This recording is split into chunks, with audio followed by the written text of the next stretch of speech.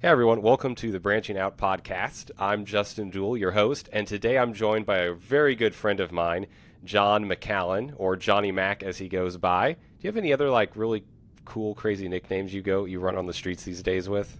The streets.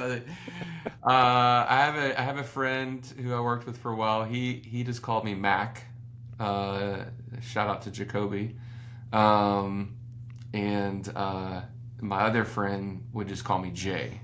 It's like they just keep shortening, like it just keeps going down. And I'm like, Jay's great. Like that's just one initial. So Yeah, yeah, can't get much shorter than J at this point. Of right. course, you never know. Someone might come up with something. I know, right? Cool. All right, so Johnny, just to start off, I want to give a chance for the listeners to get to know you a little bit.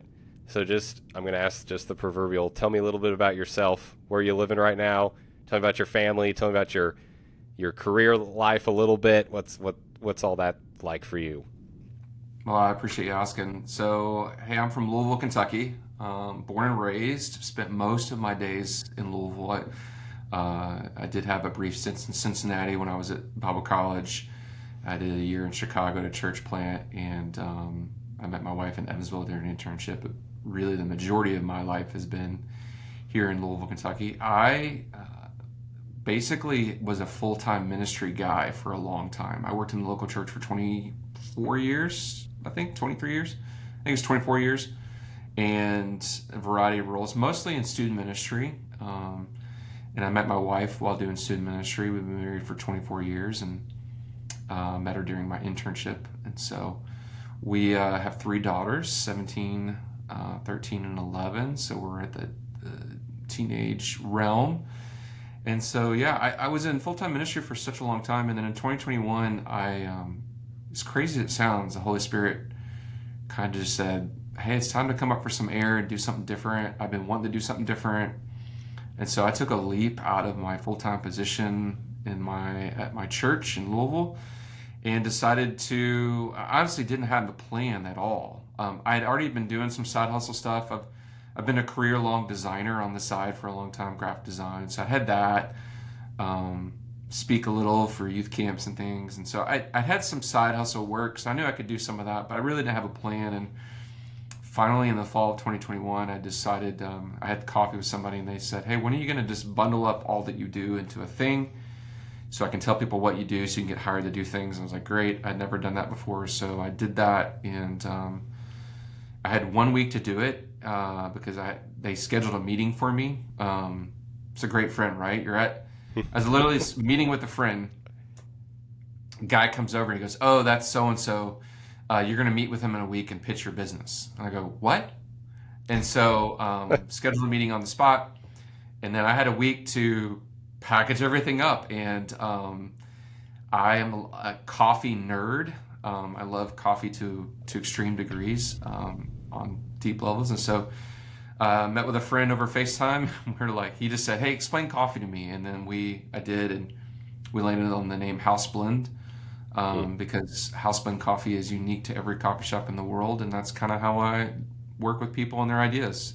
How you bring your idea to life, it's unique to you. There's principles that carry over, but we do a lot of unique work. So I launched House Blend to bring ideas to life for churches and businesses and nonprofits. Been doing that work for the last 3.5 years. And that's been really exciting work. It's been the most challenging thing I've ever done because the Lord has to bring the harvest or my family doesn't pay their bills. And so it's the most dependent I've ever been on Him, but also it's taught me so much. I've failed more in the last 3 years than I can ever imagine, but I've also seen some things that have just been, and it's allowed me to be me, which is I want to be a pastor like on the fringe, and I really love divine appointments just with these random people on earth, getting to know their story, praying with them. And so that's been the majority of my time post day-to-day ministry work at a local church. And I love encouraging pastors, but then I love the fringe. And then this past year, I took that a step further. I love empowering people's creativity. And so I launched something called Unlock Conference this year, which is a day-long event, all surrounding empowering people with biblical creativity to do their work and encouraging them. I really believe that creativity is broken in the church, and so we could talk a little bit more to that. So I started that. So that's me. I'm just kind of a crazy dude doing all kinds of wild things, and you still remain friends with me, which is impressive. Yeah, it's been fun to see all the different things you're doing, and I mean, you're one of the. I mean, I'll just brag on you. You're one of the people in my life who's always just super encouraging, and you like sometimes you have these wild out there ideas. And it's like, okay, Johnny, but then other times it's like actually that was, I kind of needed to hear that in its own weird way, or you know. You just have such a genuine heart, but then also just this excitement for like, yeah, let's just go do it. Wouldn't that be so cool? And it's like I've never thought of doing that myself, but maybe he's right. Maybe I could do that. So Yeah, I'm still waiting for the day when you get to be a chaplain for an esports team, and that's going to happen, and I can't wait. You're going to be the first FCA of esports, and if you're listening and you don't know, this brother is a gamer and understands gaming culture, and I made him sit down and watch a documentary on Netflix about esports just because he had an interest in it. Because I believe you're going to be an esports chaplain one day. That's going to be one of your roles. there you go. One day, God will line it up Yeah. because that would be crazy. That'd be pretty cool. All right, so Johnny, with your Unlock conference, because I got to attend one of those and it was a really cool experience, and you've still been working on that, fine tuning it. But really, out of that, I mean, I think you've always had it, but you've definitely named like your passion is biblical creativity. Mm-hmm. So just, I mean, I guess a couple of questions. One is I'm going to have you just explain biblical creativity, because I think a lot of people would go like, what? Because I think most people, they think creativity, they think, well, I can paint, I can make music. So like, what is biblical creativity? And then, why do you think people don't really seem to talk about it, or just assume creativity means I can paint, I can write a cool story, I can do graphic design or stuff like that? Yeah. So let's do some history real quick. The word creativity, if we get extra biblical for a minute, the word creative has its roots in so many places. And I think if you look at literature, there are a lot of studies that have been done on words in literature. And so one of the ways you can find out the meanings of words, the etymology, and the understanding of culture's use is how is it used in just literature. So in the 1600s, there is some research that, as people that have tracked the usage of it, the word creative was used a lot more as an adjective rather than a noun. They've always been an adjective and a noun, but it leaned towards being an adjective. This thing is, so the arts, all those things, that is a creative sculpture and creative writing and those kind of things. The idea of it being a noun, which has even deeper roots biblically, but the idea of being a noun is trying to change over time what it means. And so let me put this thought together. In the 1800s, the use of creativity as a noun, I am creative, I am a creative, started to change. In the 1960s, it skyrocketed and took over literature to where people being named as a proper noun, as a creative, started to take off. And what I've seen over time is we have the creatives and we have everybody else. And especially in the church, I saw in my lifetime in ministry, creativity got isolated into departments. Like those are the creatives. And so then what happened is it got associated with skills, design, photography, film, all those kinds of things. And so that in itself has contributed to this issue where people would say, I'm not a creative because I'm not an artist, I'm not a photographer. We delegate our creativity to others in those skills. But if we go back in time, we realize that being a creative is not a skill. It is actually more who we are in the image of God. We are, because a creative at its really most basic form is someone who solves problems, right? Like, so that's one of the things I like to say at our events. And we illustrate that through a great clip from Hidden Figures with Katherine Johnson, who, if you don't know her story, incredible, heroic woman at NASA who overcame race obstacles, female empowerment, like all kinds of. But what did she do? She solved a problem in the most creative way possible by using old math and new. And that's what creativity is. Even I do graphic design. At the end of the day, I've got to solve the problem of a blank canvas with content.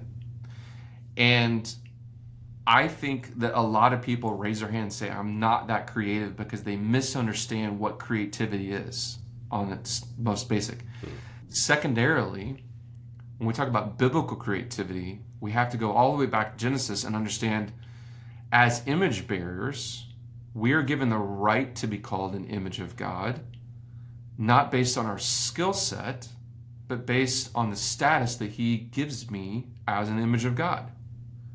That changes the whole narrative on what it means to be a creative as a Christian, because if that's true, then the skill sets, photography and things, those are just a plethora of things that flow out of being the image of God. And at the end of the day, when one of the books that's really influenced me lately is The Unseen Realm, and it talks about Eden. And one of the things we talk about is, like, he gave us the garden and he wanted us to work it and build it out. In fact, I've been studying lately, Justin, the word subdue. I've really been fascinated by the concept of, he said, go and subdue the land. Like, what does that mean? And so we've been problem solving. What do we name the animals?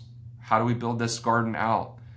As images of God, we've been doing creative work from the beginning. And somewhere along the way, we stopped believing that that is for everyone. But biblical creativity empowers everyone to solve problems and generate ideas for the glory of God. And so if you're an accountant, you should be operating out of creativity and that identity, and realizing, oh man, I've been filled with the Spirit. I'm an image of God. I can solve some problems through the skills that God's given me. So that's kind of where I land in that topic. To be honest with you, I'm still defining that definition, even more recently, just of how to form it for people. Yeah, and I know for me, when I first heard you talk about creativity as problem solving, I just think that opens it up a whole lot, because it's sort of like the shift has happened from thinking creativity is this specific it's a specific packaged outcome. It's a painting, it's a album, it's a logo, it's something like that, and change it to, actually, it's this process of how do we solve this problem? And then you think, like, well, everyone's got problems. I mean, we all have problems that we face every single day, no matter job, age, whatever. And then, well, how do you go about solving those problems? And then this, as you were talking about this just kind of hit me. I was just thinking about, from the Christian perspective, the greatest problem in the world is we have a broken humanity and a broken creation. And, so obviously Jesus fixes and redeems that problem for us. But then even that he commissions us to then be part of that solution of, like, well, how do you, there's all kinds of problems because of sin. So how can the church, how can you, Christian, where you are, fix that problem in particular? What can you do? And then that changes all kinds of things. Like, it's not just, well, I'm not a painter. It's like, well, okay, but can you get your neighbors together for supper and deal with some relational brokenness? Or can you do, this thing or that thing? So I think that really opens it up for a lot of people who would probably say, well, wait, I can't play the guitar, or I can't, make a cool video or whatever. It's like, well, there's all kinds of stuff you can do to be creative. Yeah, and there's a lot of fruit when we do it from a biblical mindset. And there's a lot to learn from the Bible about creativity. And I think one of my newest discoveries is, like, I've kind of named 7 fruits of biblical creativity. Things like we can create out of a place of rest, that plays a role, that we value others' perspectives. Like, if you're going to be a biblical creative, that means you value other people's perspectives in the room. There's fruit to be had when we operate biblically in our creativity. And I love even looking through the lens of scriptures. How did they solve certain problems? And we were just talking about the tabernacle earlier before we hit record. that's a great example of biblical creativity, because when we look at the tabernacle in Exodus 35, we see that work. That's one of the first redemptive works that the people of God get to do post Egypt. Because think about it, all the things they've been building prior to that are all based on slavery and someone else's creativity. And then God through Moses, invites them to. In fact, he doesn't even say to the people in 35, he doesn't say, everybody do this. He says, those with a generous heart, I want to invite you into the process. And I love studying that with people, because we see so much of the creative work is communal, it's redemptive. And so we get to shape our view of solving problems creatively as image bearers in a different mindset altogether. It also invokes possibility, because if the Holy Spirit exists in us the same way it existed in Moses and Jesus, that means that there's possibility to solve problems in ways that we never saw coming. Like, think about that. It also means that a fifth grader can launch a nonprofit based on kindness as much as a 60-year-old who's getting new vision for the rest of your life to disciple, men, and to launch a mentoring ministry, or to include the arts. And by the way, included in all this is the arts, right? Of which, the traditional creative things. One of the things that's so powerful is when we realize biblical creativity, one of the fruits is we realize it doesn't come from us. It comes from him. And so if I approach my week and my days and don't include him, and including doesn't even really paint the picture, if I don't depend on him for the flow of problem solving and creative work, then I'm really not operating out of being an image bearer. I'm operating out of myself. And so that's why I'm passionate about bringing people into rooms and saying, let's look at what's possible if we operate with this mindset. And the impact, like you said, is we're solving problems with God that are extraordinarily kingdom-based. And they may be large or small, but they're going to have great impact beyond the room. And that's one of my favorite parts, is not just exploring the biblical part of it, but then giving people the chance to actually bring. One of the things, if you come to my conference, I now have a pre-work document. I didn't have that when you came, but I have a pre-work document now. One of the things you have to do in order to get the most out of this experience is to bring work with you into the conference. So you got to do that work, because I want you leaving super encouraged, but then also super empowered to do practical things with the work that you brought in. So it's one of the most fun things I've ever done.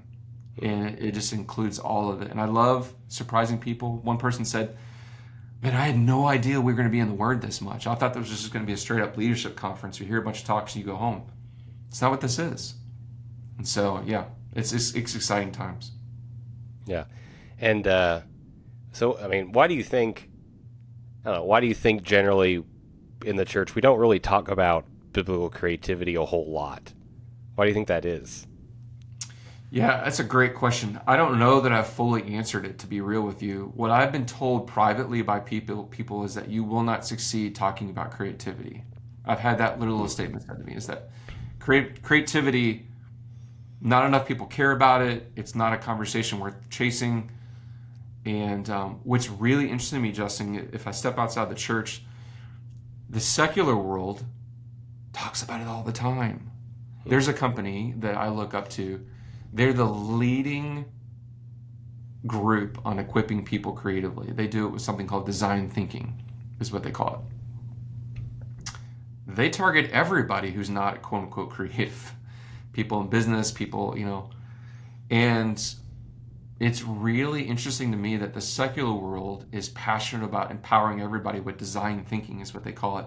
And it's honestly really, really, they're called IDEO, IDEO. Incredible content. They're one of my model examples, to be truthful. But it's fascinating when you flip inside the walls of the church, and I say walls loosely, within the conversations of the church. I just don't think we see it as important because we don't see it as me. We can't self-identify. As, that's me that you're talking about. I think you have to see yourself in the narrative in order for you to care about the narrative, right? And so I'm swimming upstream, to be real with you. I see it, I know it, and everybody's like, oh yeah, that's great. I had a conversation with a resident one time at the church that you and I were both working at, and she went to the workshop at the time that we had. It was a day-long workshop for them. We had coffee afterwards, and she looked at me and she said, yeah, I know everybody's creative. I stopped her right there and I just said, you don't actually believe that, do you? And she's like, Hmm. no, I don't. And we spent the rest of our time just addressing that one thing because, Justin, they just don't see it as a worthwhile investment of time and energy and conversation. Like we've got so many other hot topics to talk about. Um, and so when we sat down, it was funny. I actually turned on the clip of Katherine Johnson with subtitles on because we were in a coffee shop, we couldn't see it. Yeah, I think we were sharing a headphone or whatever. I don't remember, but she started crying when it was over, and she said, "I'm a problem solver." Hmm. And I go, "Yeah."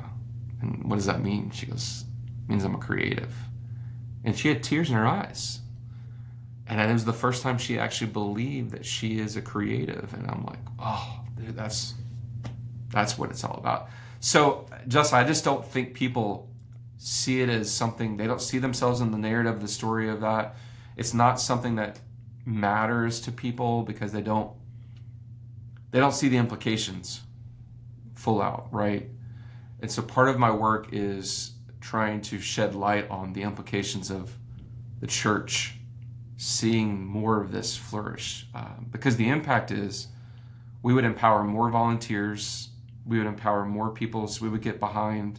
The church would be an incubator for amazing ideas that are solving problems in our community that we could never come up with, right? And creativity is a very generous act when we allow it to be. And I think it would just I don't know, it would empower our students, it empowers our kids. And I think that there's something about, like we talk about childlike faith. I think there's something childlike about embracing creativity all over again, Hmm. right? And so, but it's difficult because the longer we're alive, the more we delegate that to someone else, and we don't believe that's a conversation. It's a warm and fuzzy, but it doesn't really matter. And Hmm. so, I know, Justin, that I'm swimming way upstream, and that's a difficult task to convince people. And so, but I believe it's worth it because I'm seeing fruit, and so I'm gonna keep chasing after it. My question for you is: you actually had the experience, you've gone through it. Why do you believe it's hard for you? Even had some people with you. It's hard for them to see themselves in the work, right? Hmm. Why do you see that as from your vantage point, pastoring a church? Being in ministry, having gone through you're in it and hadn't gone through one of those. What do you think the obstacles are for people to see it from your vantage point? Hmm. That's a great question.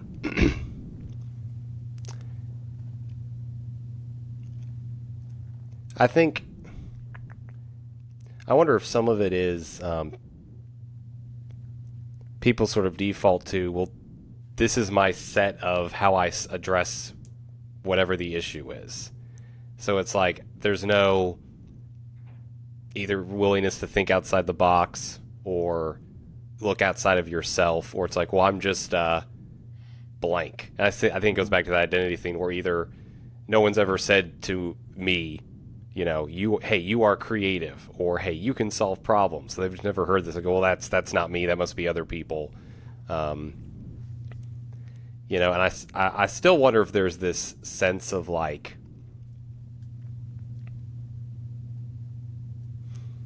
hmm, like there's almost like a distance sometimes I notice where people they hear something and they go, well, that sounds really great, that's cool, but they still don't grab onto it. They still don't identify with it. Almost like, well, yeah, that's for somebody else. That's not for me. That's not my responsibility. That's somebody else's responsibility. Um,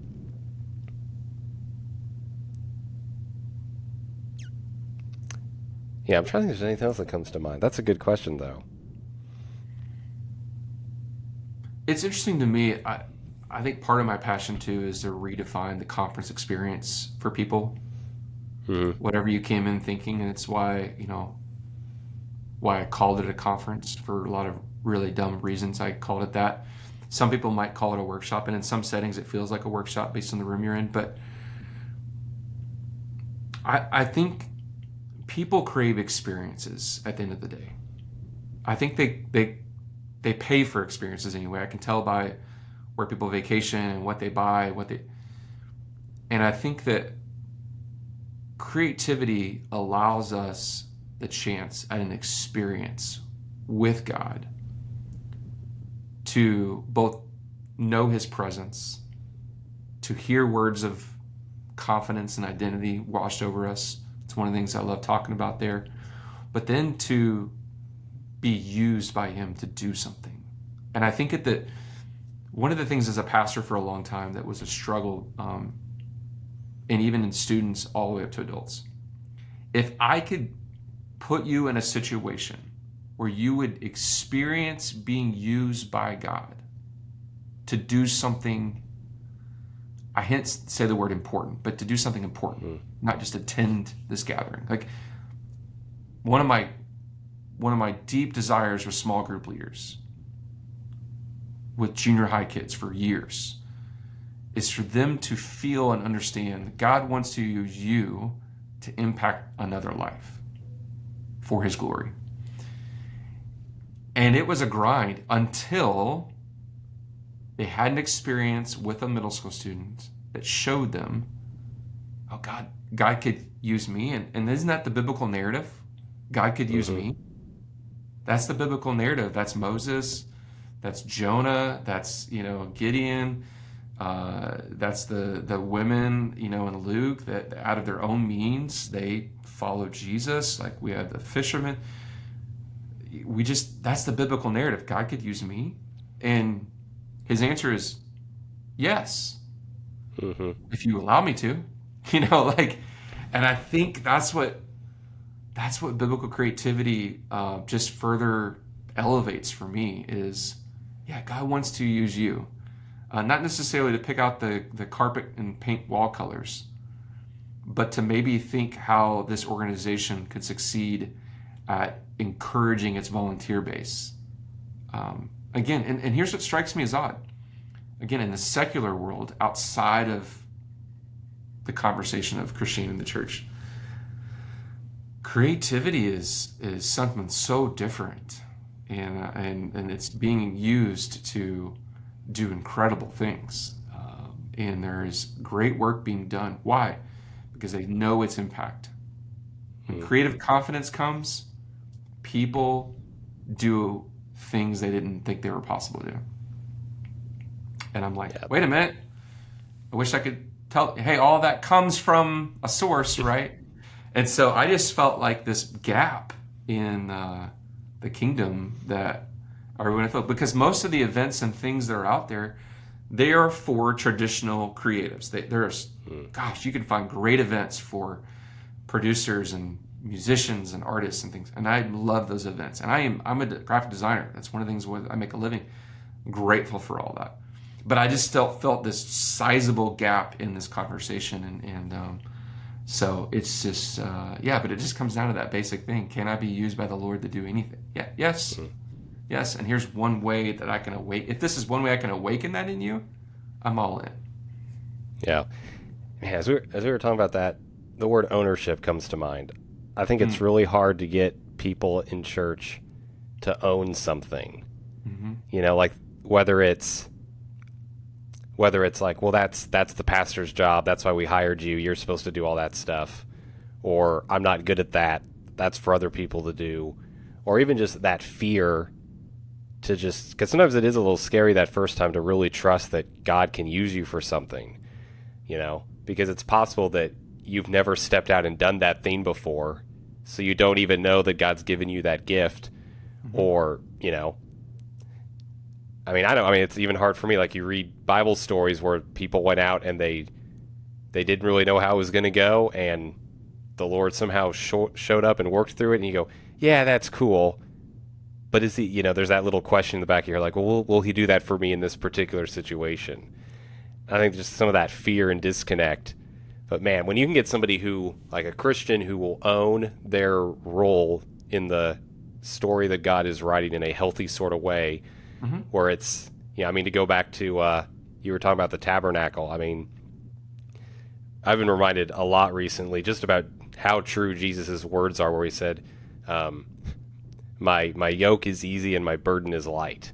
I think Mm. just so much we forget even that. Like, God is not a slave master. He's not a, he doesn't have this huge, he's not just going to burn us up and spit us out. He's like, no, I'm going to use you, and the mission's important and it's urgent, but you don't have to like kill yourself out there over it. Like, just let me, you do your part and then trust me with the rest of it. I was even thinking about, I mean, even connected to the tabernacle, I mean, just the importance of Sabbath. Mm. Like for the Israelites, it's like, hey, I'm not like Pharaoh. Like, I've created a day for you. This is my gift. This is my grace for you. You don't have to work all 6 days. Right. And even for us to remember, like, go out there, attack the problem, do what God's given us to do, and then, sometimes you got to wait for the Lord to fix a few problems himself too. Hmm. Um, yeah. Man, so if you're a pastor listening to this, like, isn't one of our jobs to equip the saints for the work of ministry Mm-hmm. at the end of the day? Don't we desire for our people to have the confidence to lead their own Bible studies, to go make disciples, to not always have to live under the umbrella of we've got a program for that, right? Isn't that one of, and we look at the church's history, when empowerment comes, it's a scary thing because we get it wrong, we mess things up. But hasn't he always been handing us the keys, even though he knows we're gonna like jack some things up? Like, surely, I mean, at this point. So I think at the root of, even when I do with the rest of my work, it's funny. I had somebody text me while we were on this. I forgot to turn off Do Not Disturb, and it was an empowerment question. Hey, like, one of the reasons why I build websites on the platform I build websites on is comes down to one question: who is going to be updating it after I'm done? If it's you, I'm going to build it this way so that you can continue the work on without me. And that's what empowerment is, such a big deal. And I think that it can be misused and all the things, right? It's just true because we're sinful. And at times there's a course correction, but I think that's the beauty of, he allows us the opportunity to create. And it's just like, if we ourselves are a new creation being made new daily, then how much more powerful is that if we join him in that? Like, he allows us, he doesn't need us, but he allows us to do that. So it's what we desire in our churches. We don't want sheep that don't know how to go feed other sheep. Like, we really do desire that, I tell people all the time, like, I got invited to something recently, and I not want to harp on this, but it's like, it's go watch a video and sit down and discuss it, which is fantastic. Like, there's a reason for that to exist. But I would much rather sit down with a group of dudes and just open the word and ask questions, even if we can't answer them. Why? Because it empowers everyone in the room to collectively learn. And so that's, yeah. And I think that the reason why it's Unlock Conference is because I have a safe, I think I have a safe. I'll show you. I've got a safe right there. There it is. Yeah, there's safe. I started using this now, and there's stuff, things in that.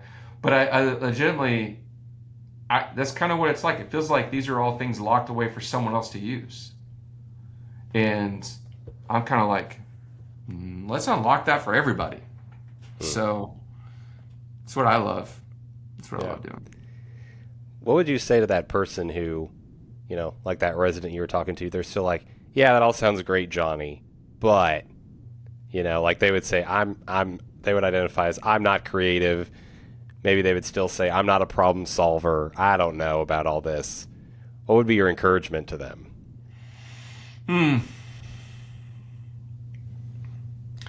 So I would ask them to have the courage to ask the question differently. what would it look like if I saw myself as a creative, the way that God designed me? What potential possibilities would open up for my life if I viewed myself differently than I do today? Hmm. What would happen if I stopped limiting myself because I see myself not as something? Um, what if I saw myself as more? And again, I know all those things can go out of bounds, and this can go off the rails as, different. I don't want to have bad theology, but I do think that there is more for us. Like, there's a Holy Spirit adventure waiting for us if we were just more curious about what's possible through the Spirit. Like, I would ask them to have the courage. Well, then why have you been filled with the same Spirit, the Ruah that hovered above the waters? Why in the world would the Ruah live in you? Hmm. Like, that's what I want to know. He saw fit for the Genesis 1 Ruah, also the resurrecting Spirit. Like, he saw fit to let that inhabit me. Why? And I think that's a more courageous question, is why not? If he's allowing the Spirit that creates to live in you, are you limiting that? Is that limiting God's design and desire and dreams for your life? And again, I don't want this to be a self-help thing, because it's not. I think it has to be in fact, I actually think it's more self-ish to not view yourself that way, because you're saying, well, it doesn't matter that the Creator lives in me. like that's real. Like, Justin Yeah. fact checked me on that. Like, it's very limiting to say, well, yeah, it doesn't matter that the Creator lives in me. No, the Creator lives in you. So it's high time that we start asking the question, why, and what does he want to do in me and through me? What if I submit myself to the Creator and allow him? I'm just saying, that's why I would look at that person and just ask those questions. Have the courage to ask the question, well, then why would the Creator, who made all these things and continues to make, why would he want to live in you? Why would he want to live in you? Surely it wasn't for you just to limit your possibilities, to say, well, I'm nothing. And I think that that's false pride and humility. I'm not a blank. So there's my strong hot take. There you go. That's a strong take. That's good right there. We'll leave that for people to sit with and think on. What would you say? What would you say to the person on the complete other end of the spectrum who's like, "Oh, this is awesome! I'm so excited about all this. I'm, either they already thought they were a creative, or they're like, oh, that makes so much more sense. I'm a creative." What would what would be the encouragement or the challenge you would give to somebody like that? Yeah, I would say invest in prayer to know how to leverage it for the kingdom. Invest in your relationship with the Holy Spirit to know how to leverage it for the kingdom. Invest in others to come alongside of you to do whatever it is that you've called. Creativity is a communal act, and sometimes it can seem like a solo thing. Again, we're not saying I need you to micromanage the next design that you're around, but that's, I think, prayerfully we have to ask him the question, what do you want to do today? What do you want to do? God, roll out some blueprints for me and show me what do you want me to work on today? And is it something in me? Is it something in someone else? Is it something from my community? What's the work you want to do today? And there is an adventure waiting for people that they've not tapped into with the Spirit. There's just an adventure. Depending on the tradition that you grew up in, either the Holy Spirit was left in the baptismal, Father, Son, Holy Spirit, and that's the last time. That was like me. That was the last time you heard about the Spirit till I was 30 years old, and I was like, oh, he left the baptistry. He actually came with me, and so I think that we need to awaken that in us and really deepen our prayer life around that, and just continually. I was in Ghana It's like the last time I'll ever go overseas because I almost died. But um, I was in Ghana and asked the dumbest question. I asked the most American question I could ask a pastor in Ghana. Do you know what it was? What does your quiet Oh. time look like? And this pastor dude, we're driving through Ghana, and we were late to the next thing because we were moving somebody. So we had a pickup truck, and just like America, if you have a pickup truck, you're everybody's moving person. So that's a worldwide phenomenon. And Pastor Zach looked at me and he laughed and he goes, "What is this quiet time you speak of?" I was like, "Well, when you get your Bible out and your journal and which I'm, like give me, that's like." And he has those things, but he just like, I don't stop talking to him all day long. And I just like the rest of the car ride, I said, "Tell me more." Hmm. And he just, man, he is like linked into the spirit as if it was a flowing river. Hmm. I mean, and so I still am trying to come to grips with that in my own life. And I just want to, I just say that to the creative. I'm like, okay, time for the adventure. Chase that mystery. Make that your mantra. Chase the mystery of the Spirit and see where He takes you, Yeah. and bring others with you on that journey. Yeah, I think, man, you telling that story about Ghana, it just makes me think about like generally in America we really like to compartmentalize things, and like you put your quiet time in a box. Well, then that also, are you limiting God because He gets this like 30-minute or this 1 hour time spot when you can like well I just think comically of the Instagram post of like, well, I got my coffee, I've got my Bible, I've got my journal, the sun is just steadily rising over my backyard, it's a beautiful day. Marine. Yeah, and then it's like, well, can God only come talk to you in those moments? And are you only letting like does God have to have a scheduled time on your calendar versus, well, are you talking to him all the time, or are you just waiting for him to interrupt you, or can you talk to him when you've got three screaming kids and dinner's burning and there's laundry to be done?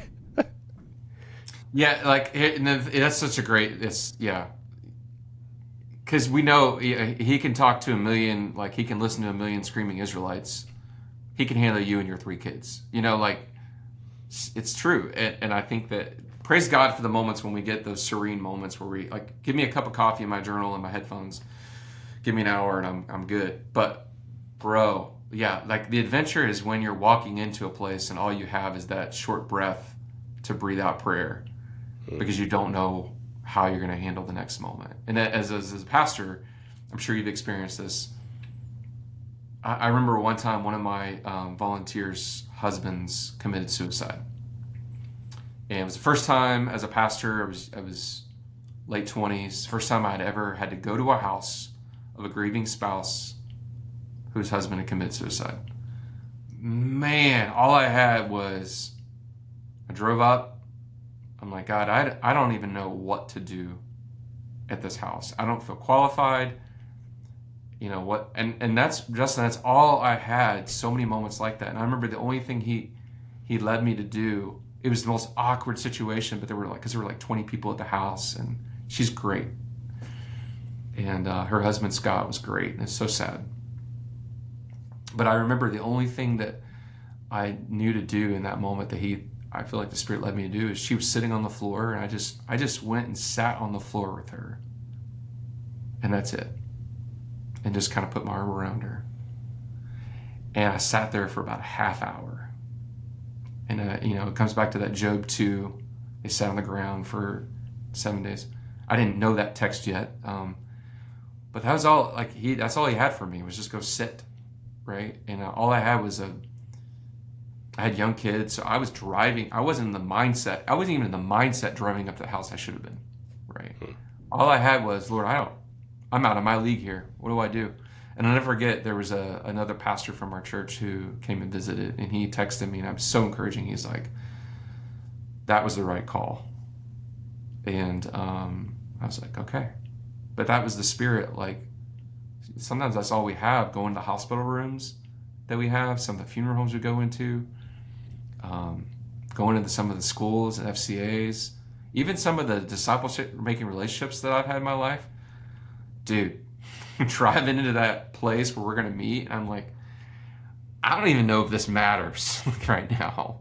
Like, can you show me something new today? Because I don't think they care about this thing. And I don't know that I care as much as I should care. And just messy. And like, he's like, yeah. So you're right. It is very much a fluid situation. And he loves the deep dives. Boy, he loves the shallow waters too. He meets us at all depths of the ocean. And it's just beautiful. Yeah. What would you say to someone who would be like a kindred spirit with you? They're hearing what you're saying and like, man, Johnny, you're putting to words what I've been feeling or what I've been seeing about creativity in the church, and goodness, what do I do about that? Nobody else seems to see it. You seem to see it, but nobody where I am sees it. What do I do? One, let me know because I feel kind of lonely, and I feel like a pretty lonely soul in that seat. So yeah, just like send me a message, let me know that you're feeling that. That'd be super encouraging. You know, just talk about it. Like, have conversations, talk about it, ask, like, join the conversation, lead out, and if God is putting something on your heart, and this is what I would tell everybody, not just those people, just do it, start it. You're gonna get it wrong. Get it wrong. But like, if there's a kingdom dream inside of you that is based in the right place, like, you're going to get it wrong. Just start. So many people just don't start. They just sit on something. And I'm guilty of starting without a plan. Like, that's my problem. I got to start without, I'm like, I'm just going to go do this thing. That's not sustainable forever. But I do think there is, the old school term paralysis by analysis. Just start the conversation and ask God, how do you want to use me in this? And I think the more of us that can just embrace this, there's 20 more expressions waiting where it started here, and I want to run into it. There should be lots of fatherhood ministries. There should be there's an expression waiting for you, but I would just say start the conversation somewhere and just start talking about it. And if you feel like I do in that, lean into it and lead that conversation in the context that God's given you, so that here's what I think the ripple effect is in whatever conversation we're talking about: disciple making, pastoral ministry, financial stewardship, evangelism. Eventually, if you can imagine, like, there's these circles on a map, and there needs to be a lot of circles, concentric circles, that just ripple out from one another so that they eventually meet. And what that means for us is, one, I don't have a unique idea. I have a kingdom idea, because other people are, it's just very cool. It keeps it from being very, self-centered. But two, like the coverage map, right? We've all seen a coverage map before of cells. The coverage map really changes when multiples of people in the same sphere don't even know one another, and they're starting to, I'm doing this work over here, I'm doing this work, and we don't see it as competitive. We go, man, like, I want to encourage your work, I want to encourage your work. And I think that's kingdom at the end of the day. Do you know how cell towers work, by the chance? Do you know this? Probably not very technical. You've probably got a really great illustration for this, so I'm just kidding. Well, yeah, have you ever had a dropped call? You know, You ever been on cell phone and it dropped? yeah, that's happened before out here in rural Kentucky. Most Yeah. of my life, I've lived in the era where that doesn't happen very much.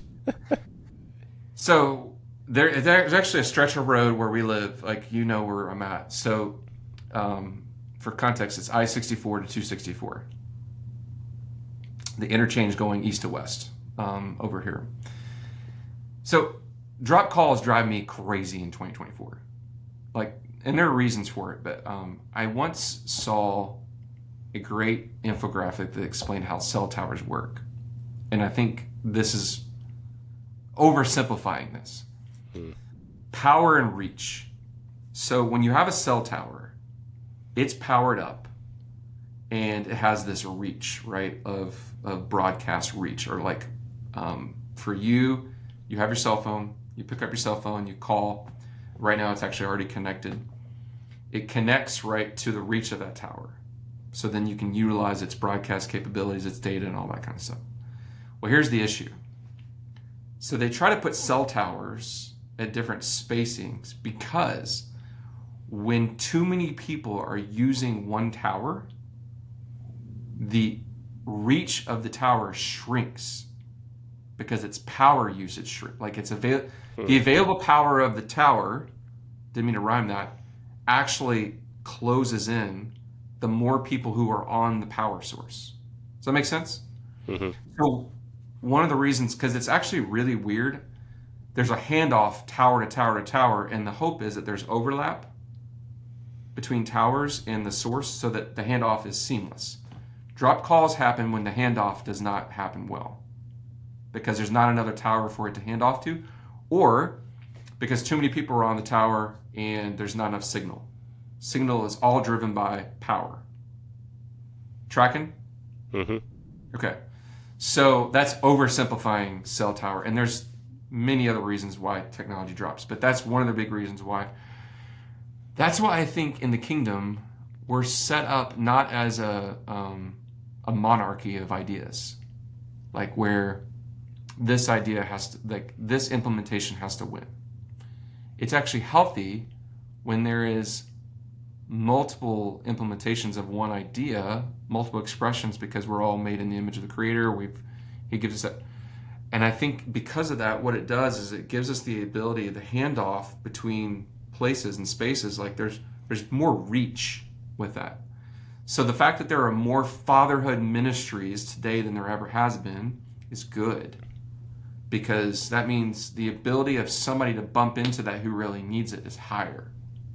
Right. So I was with coffee with a friend this morning who runs a Manhood Journey, and he tells me about the network of ministries. So I feel like the creativity conversation and whatever thing God's laid in your heart, you need to recognize you're not the only one saying that. He's been at work for a long time, right? There's other people. I would be a fool to think I'm the only one. My expression may be unique, but honestly, I'm not the only one talking about this. I mean, if you go read Rick Rubin's book, The Creative Way of Being, I can't think of it. It's a great. I don't have it on my shelf. It's at home. Rick Rubin's a producer who's produced everybody in the music industry. Go read his book on creativity, and bro gets it. Like, that's my autobiography, basically. We've never met. I don't even know that he's a believer, but he's saying a lot of the same things, and he's produced everybody. So that tells me that this is in the water stream, and that's hopeful, and I hope that more people bump into it well beyond my scope. And so that's the job of somebody who's here in the city going, I can align with that. Great. Go talk about it as much as you can. Maybe even go start your own thing. I don't care. How can I support you? What can I do?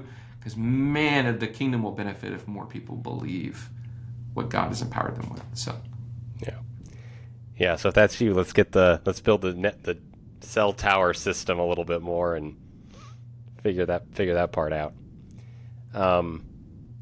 And come to an Unlock conference. I'd love to get you there, so that and maybe one day you'll lead. Like, Justin, my dream is to walk into one of these bad boys, and nobody even knows who I am. Like, I just get to have coffee with somebody there, and someone else is leading it, and I'm excited to see that multiply. That would be cool. Yeah. So, we were talking before I hit record even about even with the Unlock conference, and you do this well with all kinds of things. It's just you innovate, you keep trying to figure out how do I make this better. Would you just kind of briefly walk through how do you think through innovating something? Like, what are some of the steps or the things that you do to try to innovate something? Yeah, so I use a 4-step process all the time, and the biggest part of that, the beginning and the end of the process is the most important parts for me, is the clarity on what we're doing. So working on clarity of, like, what's the end goal of this thing? Like, what are we actually working on? But then it's the learn piece. I like to learn from what happened, both so that I can celebrate and so that I can learn what to iterate and change. I also know that I need to build things in such a way to where that isn't hard to do. So one of the things that is hard, we shouldn't be overhauling everything unless it's really necessary. There's atomic habits. The James Clear talks about, he uses an example about the bike team, Tour de France team, that they were terrible and they got a new lead guy or whatever. And his challenge was, I want to improve everything this year by 1%. Tear down every process and just improve it by 1%. And I think there's a lot of wisdom in that, is that I'm trying to always just improve things by 1%. I don't want to ransack the room and change it all. I'm guilty of that. I think that's jarring. And I think over the course of time, they ended up finding success by just improving by 1% because it adds up over time. And so what I would just say is innovation and iteration really at 1% is very manageable.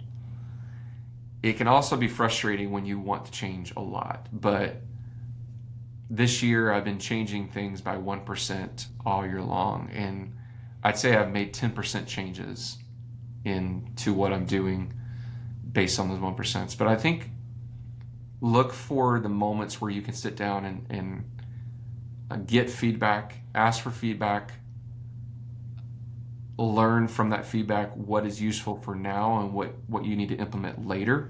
So you should park some of those things. A lot of those things are a version away from where you're at, but like some things are immediate. You need to learn the difference between the two of those things. What do I need to change now, and what can I park for a later day? This is crucial. And then to realize that again, that I think that making changes and improvements on a small level can make huge differences, and you don't have to fix the entire thing. I've been really challenged, actually, just before I got here, I was really challenged to not change a single thing in 2025 about my conference and about what I do. And that's going to be really hard for me because I've spent the year changing it. And they were like, okay, great, you did a beta test. All right, now my goal for you is to do 5 of these next year that don't change. Unless it's providing a new example for the things that you're talking about. That was like, they gave me a box. And I'm like, okay, goal accepted. And I think sometimes those constraints help us innovate at a different level, because we're not just, when we're unconstrained in innovation, it never stops, it never ends. We're always exhausted, but most importantly, the people around us are exhausted because they feel like they can never keep up. So that's why we need that constraint of 1%. We need that constraint of parking some things for a later day. Software developers do this all the time really well, right? You know this. If a software developer, they take in all of the things that people want, but if they did all the things that we want from their software, they would never exist. Because it takes so much time and energy to revise that app, revise that website. And so software developers have to have a framework for parking those things for future releases and only getting to the most urgent needs, and then maybe one thing that is kind of like a feature, right? So here's the questions you can ask. Number 1, are there any urgent changes we need to make to what we're working on? Is there something really broken that really needs to be fixed in order for the experience to actually happen? So what are the urgent things? What's on fire? And then the question is, like, if we were to break this down, if we were to make a 1% change to what we do the next time, what would that be? Something small. And then number 3, what are the ideas that we need to park for later that we can take longer to develop and roll out at a later date, not just in that? And so that's one of the things that it's just like, but I think that people get paralyzed so often because they don't have a system that's built to do that. So here's another question. Am I doing sustainable work? One of the reasons people can't innovate and iterate is because they're doing unsustainable work. What does that mean? Well, on a real basic level for me, the way I get my workbooks printed, for instance, I built that in such a way to where I can make small changes and it doesn't cost me a fortune to get reprints.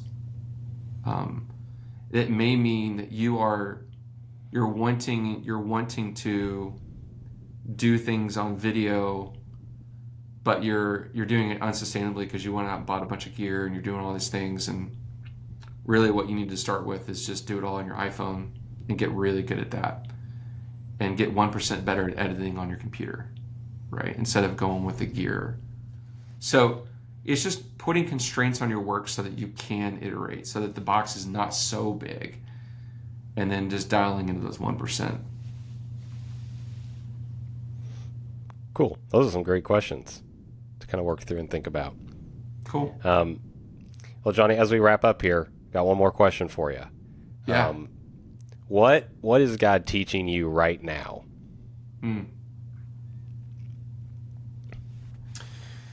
I think, oh gosh. Here's what I can tell you today, and based on this week's time with him. Trust me today that I am building tomorrow. I've gotten so antsy in what I do because I'm in the wilderness on my own. And there's times I've been asking the question, should I jump? Should I do this or that? And I kind of get ahead of him so often. And I've really had to come. Somebody asked me to apply for something recently, and then I said no. And they said, have you prayed about it? And I was like, no, I did not pray about it. And so I had to ask myself, well, how do I pray about that opportunity? And I just kept asking, like, God, where do you want me? And the only thing that came out of that experience of just continuing praying that is like, trust that I will build today what I want you to do tomorrow. Like whatever future thing, like trust that today is building on tomorrow, even those things you cannot see. Just follow through and do the next right thing. My friend Chad and I say, what's the next right thing in front of you? Continue to lean on me. Just trust me in today that I'm building a tomorrow that you don't know yet. And that may be large or it may just be simple, but it may be like even in my marriage, like there are things that like we walk through some hard stuff, and having that vision to go, okay, what's the next right thing I can do today, and trust that if that's based and rooted in him, that's going to build a better tomorrow. And he just continued. When I get antsy and anxious about, Justin, my income comes from the Lord. Like, I'm not running a nonprofit here. I don't go out and get donors. If he doesn't bring the work, and there's people that can listen that go, oh, he'd be a better salesperson. Sure, that's fine. He still has to bring the heart. Like, otherwise we don't pay our bill. And the greatest thing I've learned leaving the salary life and it's not for everyone, it's the hardest thing I've ever done is this like, trust me today that I am going to build what you need for tomorrow. And he does not give me a year out. He gives me like 60 days. And I was really frustrated by that for a long time.